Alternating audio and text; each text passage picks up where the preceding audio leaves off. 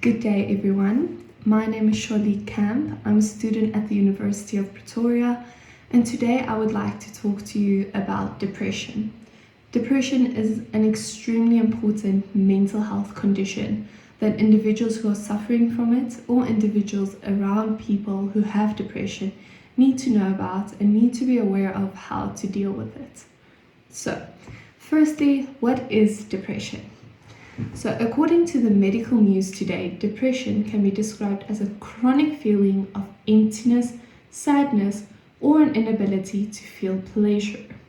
It can take place without a clear reason for these feelings. It doesn't mean that every time that depression occurs that it is without a reason. It can just be without a reason sometimes. Chronically means that these feelings of emptiness could occur for longer than a year. Depression is a serious condition that can lead to suicide, diminishing relationships, and cause worsening of a person's health. Any person, any age, with any job can suffer from depression. It is important to note that depression is a mental disorder, and individuals need to understand that having depression does not make you weak. It just means that you need help to overcome this condition. Okay, so how does depression occur? If there's no reason for it, or if there is a reason for it, what leads to having depression? So there are four main factors: social, psychological, biological, and hereditary factors. Social factors can be dysfunctions in social behavior that can lead to depression. This includes struggling to communicate with people around you, frequent conflict, and abuse. So all of these put stress on you, you're uncomfortable, it just makes you sad, thinking negatively, and that can lead to depression. Psychological, these factors include thoughts that occur that affect or arise within a person's mind. It includes the mental and emotional state of a person.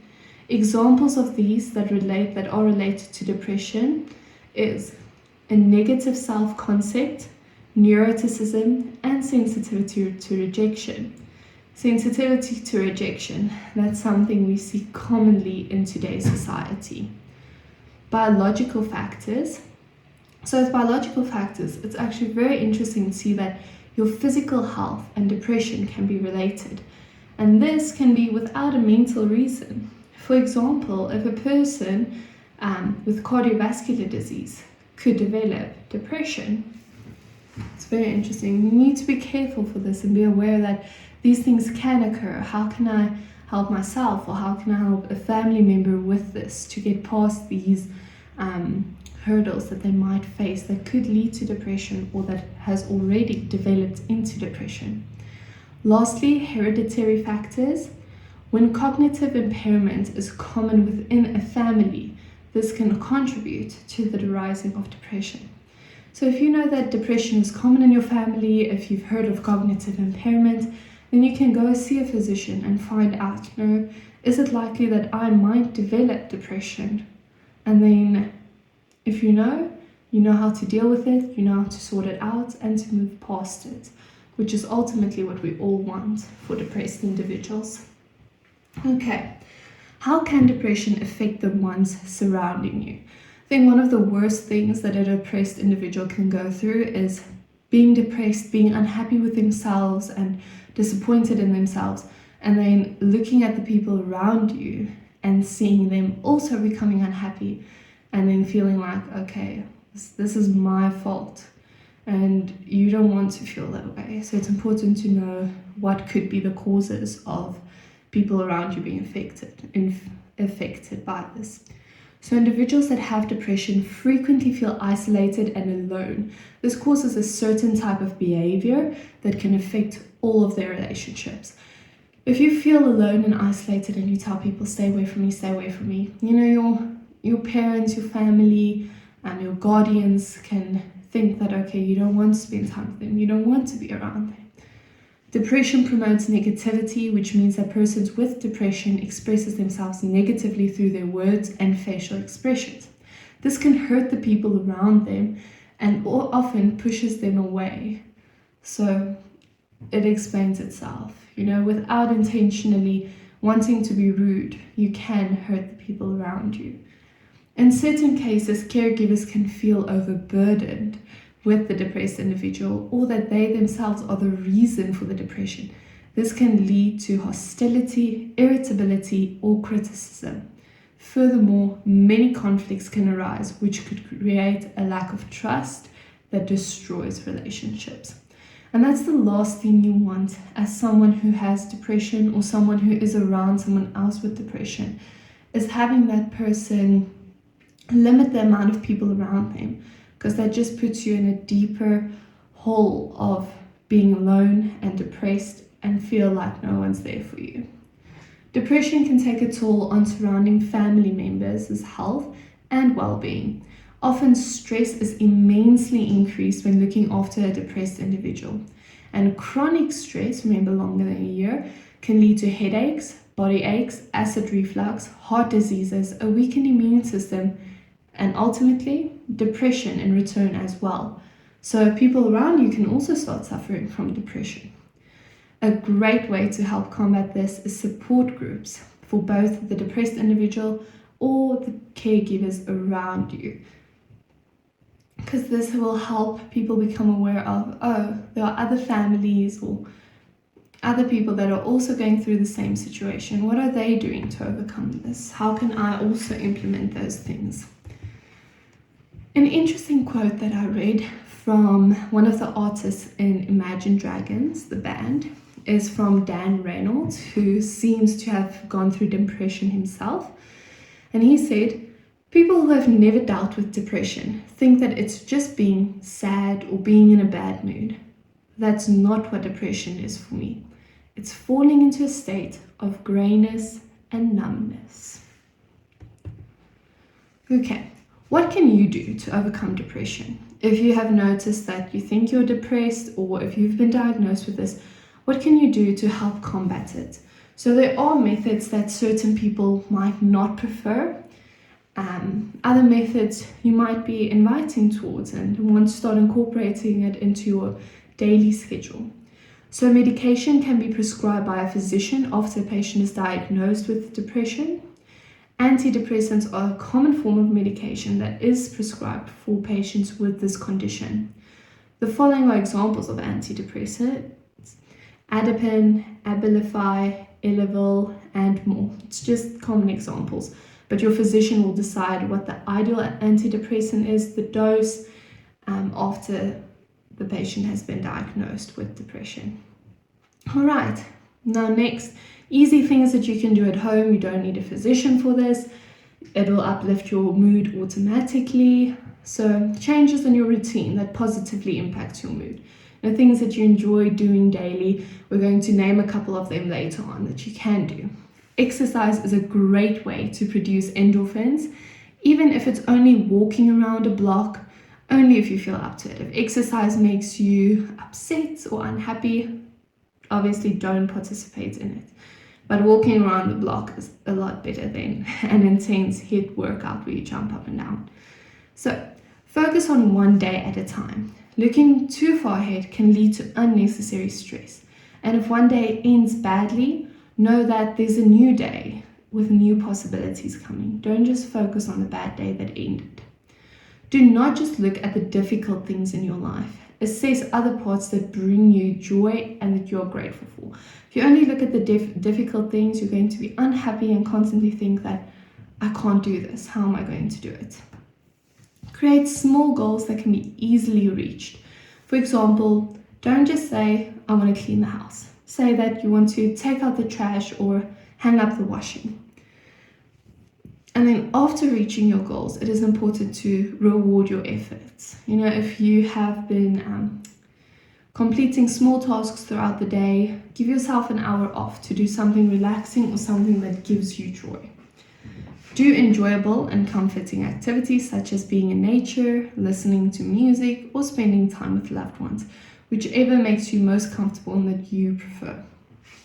Okay, another way to overcome depression is getting support. Getting support does not make you weak. It doesn't mean that, you can't deal with this alone. It just means that, listen here, I have depression. I want to get past this. I want to get past it as soon as possible. Can you help me? All right.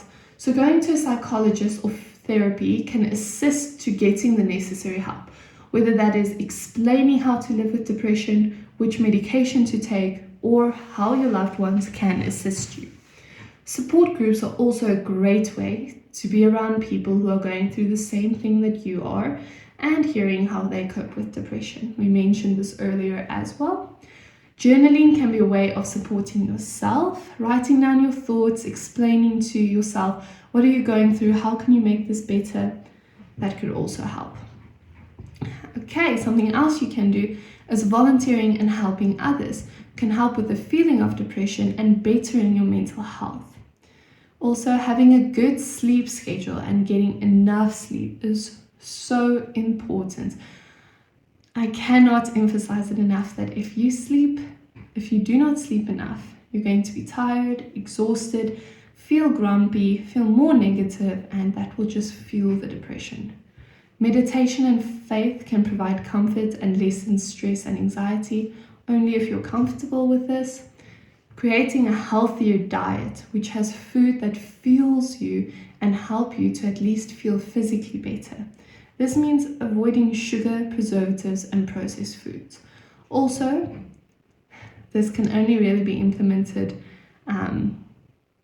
Sometimes it's difficult because healthy food these days are expensive, but as much as possible, rather eat an apple than a bar one or something like that.